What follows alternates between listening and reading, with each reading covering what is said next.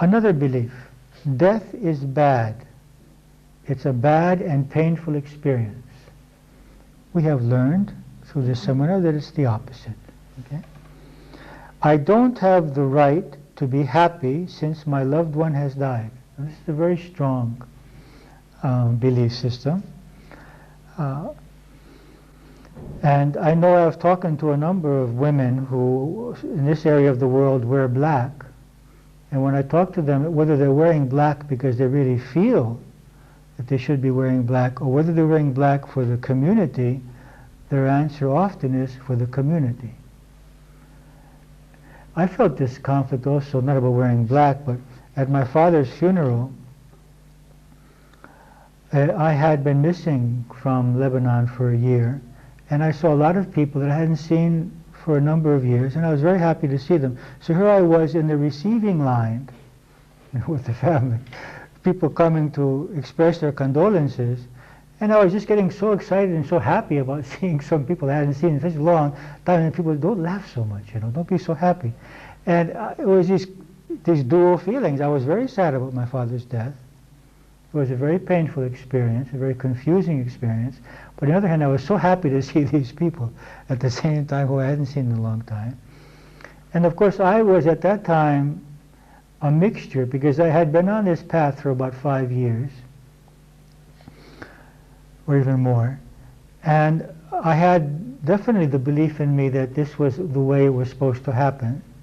On the other hand, there was a part of me which was feeling that this was an injustice, and I had both parts. And one part I allowed to cry when I felt like crying, and the other part felt perfectly comfortable with being happy and expressing that happiness. So I think that we need to be comfortable with both. There are the two extremes here. There are some people that don't cry at all, and then after about 2 or 3 years it all comes up to the surface, or they get ill. And other people that cry continuously and have the belief that it's a sin to be happy. So we need to be free of both beliefs. We must be able to cry if we feel it, and not say, I must not cry.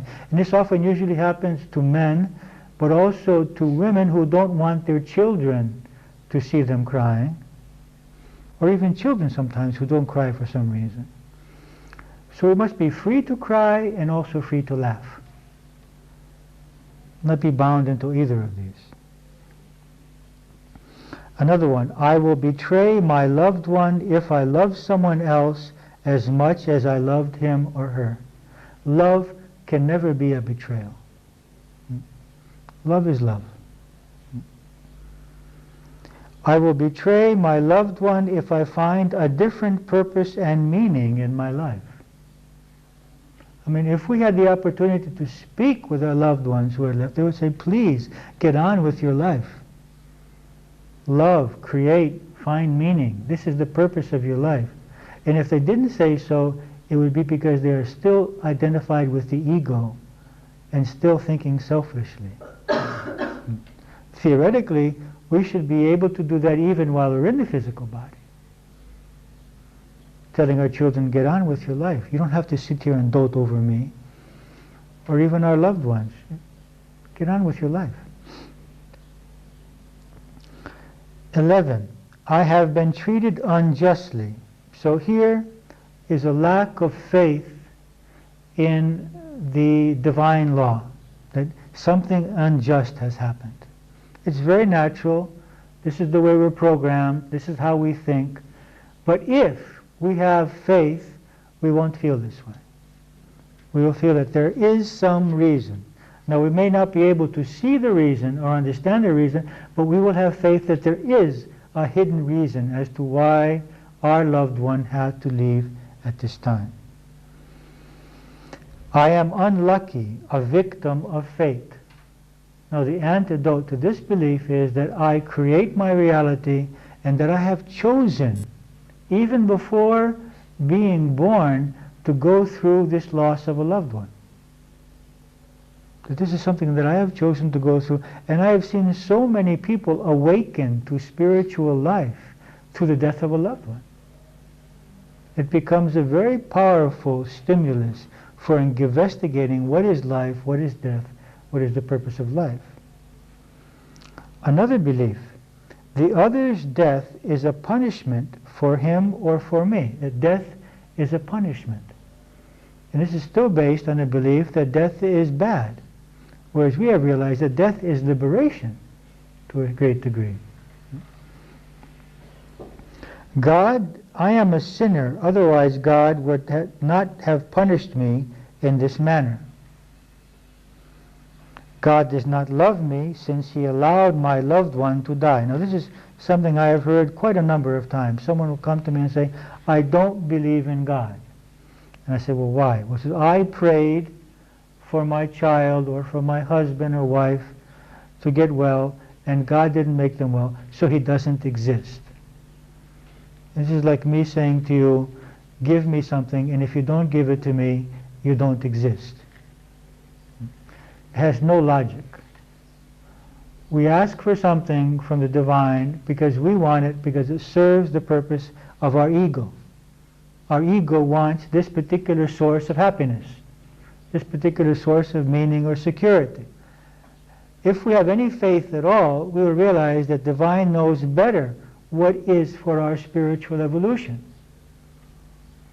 I'm not denying the pain of this experience. I've been through it, and I've seen so many people go through it, and I respect it, and I accept it, and I believe that we should all feel that pain and release it. But at some point, we have to go beyond it. Feel it, release it, and we have to go beyond it. And God does not exist because he didn't do us the favors we asked for. It's my fault he died. I could have done something more. I have heard this so many times. And when there is guilt, that if I went to this doctor, not to the other doctor, or if I did what the other doctor said and not what this doctor said, and if I had been there half an hour earlier, and if we didn't have this fight, he would never have gone out and drove the way he did. These kinds of, that I am responsible. I cannot believe this. A student took out a gun and shot my father to death, and I don't believe that that student is responsible for my father's death. I believe that my father chose to leave his physical body in that day, in that way. So I cannot believe in my life that anyone is ever responsible for someone else's death. I believe this is chosen by the soul. So how can I believe that if we had chosen another doctor or another method, that the person, this soul was destined to leave at this time in this way? This guilt does not allow us to overcome the pain of death. When guilt gets in there, it makes it very difficult. And this is especially so in the case of suicides. I mean, the parents automatically take on all the responsibility. It's a real hell, because you're saying, well, something I did wrong. I shouldn't have done this. I shouldn't have done that. He wouldn't have committed suicide. And this is hell. There can't be a hell worse than this. And we have to realize that we do not create. There are so many parents who have done so many evil things to their children, and their children have not committed suicide. And there are so many parents who have been very good parents, and their children have committed suicide.